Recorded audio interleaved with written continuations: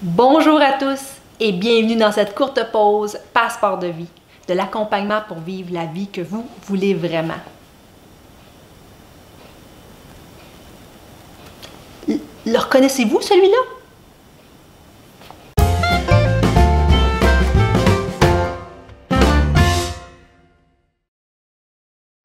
Eh bien, je vous le présente.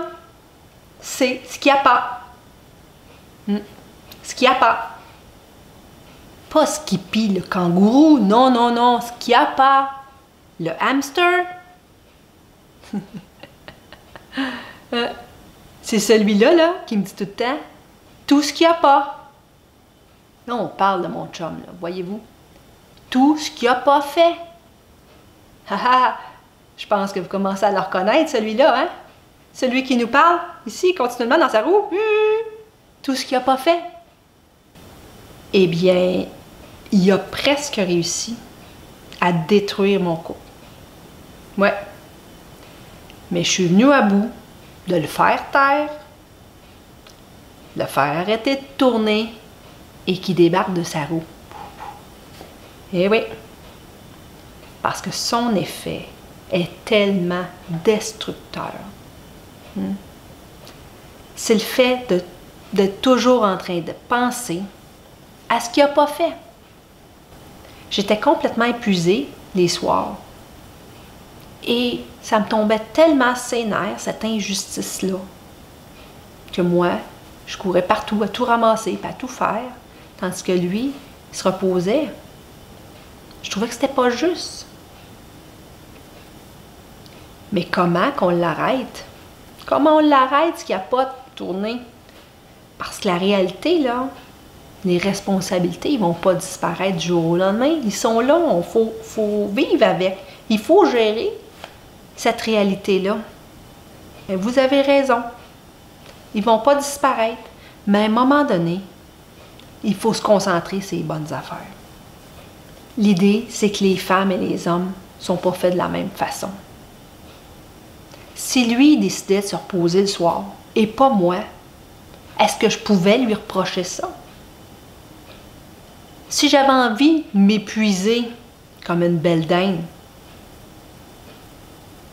c'est moi qui le décidais. C'est moi qui ai décidé ça. Personne qui m'y obligeait. Eh bien, pour moi, tout ça, ça a changé.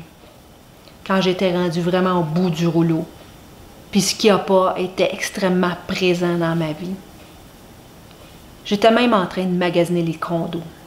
On était rendu à un point tel qu'on était rendu que des amis dans la maison. C'était pas facile à vivre. C'est un vieux couple de 20 ans. C'était même plus agréable, là, cette relation de couple-là. Donc, à ce moment-là, je me suis mis à penser, puis je me suis dit, bon, je vais agir comme si je serais une célibataire. Donc, partout où j'allais, je me promenais, puis je me suis mis à regarder les hommes comme si j'étais célibataire, pour voir qu'est-ce qu'il y avait sur le marché. On peut dire ça comme ça. Et puis, je me suis mis à regarder, puis je dis, ouais, OK, quel genre d'homme me plairait? Puis je me disais, ben, ça serait peut-être pas si facile que ça de retrouver quelqu'un. Puis quand je suis venue à bout de trouver peut-être quelques éléments ou quelques hommes qui pouvaient cadrer un peu avec ce que j'aspirais, eh bien, croyez-le pas, je me suis rendu compte que je me cherchais un chum pareil comme j'avais à la maison. Je recherchais exactement le même homme à travers un autre homme. Là, je me suis dit, mais là, tu l'as déjà, ton homme. Tu as exactement ce que tu recherches. Pourquoi chercher ailleurs? C'est juste que je ne le voyais plus.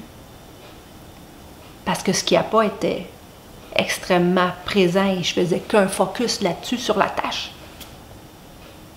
Et quand j'ai réalisé ça et que j'ai décidé, parce que c'est là que ça se passe, le déclic, quand on décide, j'ai décidé que j'allais prioriser mon couple. Et que là, ce qu'il n'y a pas, il allait tenter de se taire. Puis j'allais tenter de regarder plus ce que j'aimais de cet homme-là. Parce qu'un jour, il y a des choses que j'aimais de cet homme-là, que j'ai oubliées à travers les années. Et bien souvent, à travers le fait qu'on a des enfants, les enfants grandissent, qu'on se perd un peu en tant que couple. Alors, quand j'ai priorisé ça dans ma vie, je me suis mis à lire des livres sur le sujet et je me suis mis à penser, qu'est-ce que moi j'attends d'un couple? Parce que c'est bien beau de dire que mon couple, ça ne fait plus l'affaire, ça ne fonctionne plus, mais je veux quoi? Si j'aurais une autre relation, là, du jour au lendemain, je rechercherais quoi? Donc, j'ai pris un recul et je me suis mis à définir, c'était quoi pour moi le couple idéal que j'aimerais bâtir. Et je l'ai écrit, de long en large. Puis à partir de là, je me suis dit, moi, là, j'ai une responsabilité dans mon couple. Comment je peux faire pour atteindre ma vision ultime d'un couple sans attendre de l'autre, mais que moi, je peux faire des actions pour l'atteindre, d'avoir une belle complicité, de faire des petites attentions. Et c'est là que je me suis mis à tenter à chaque semaine de lui faire une petite attention. C'était pas facile, parce qu'on s'endurait à peine quasiment à la fin. Mais de juste se forcer, c'est plate à dire, là, mais pour tourner la roue, à un moment donné, il faut se forcer. Mais ce que je savais, c'est que je l'aimais encore. Donc, je me forçais parce que c'était plus naturel de faire des petites attentions. Donc, je me suis mis à faire des petites attentions.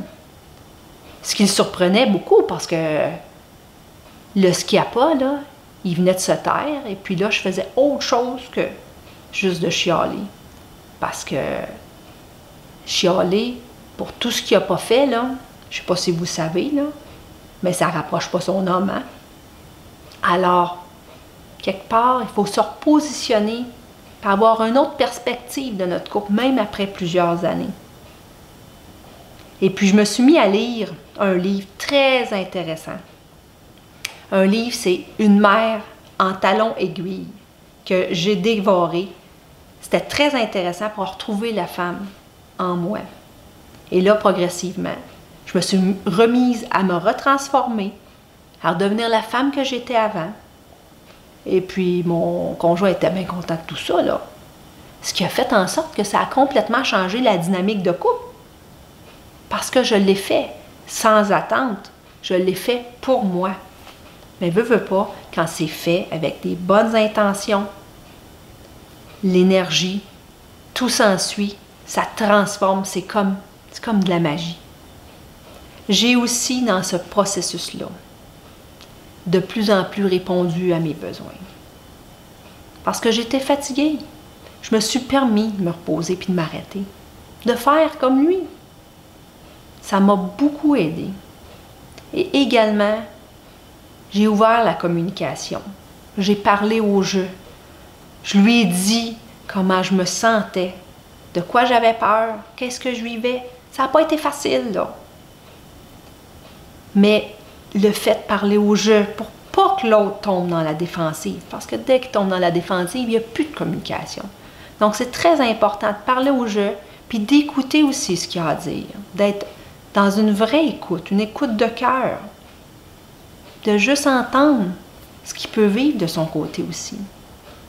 Parce que la communication, ça aide énormément à réaliser ce qu'on vit de part et d'autre et de se replacer là, dans nos actions, dans ce qu'on fait, de se réaligner. N'oubliez pas qu'on a une part de responsabilité là-dedans. Et quand on décide qu'on l'apprend et qu'on fait des actions sans attente, ça change. Ça peut changer complètement la dynamique d'un couple. Et si vous avez le goût de partager à vos amis, vos connaissances, n'hésitez pas. Cela va nous apporter un monde meilleur, c'est garanti. Au plaisir de vous accompagner pour des transformations durables. Je vous embrasse.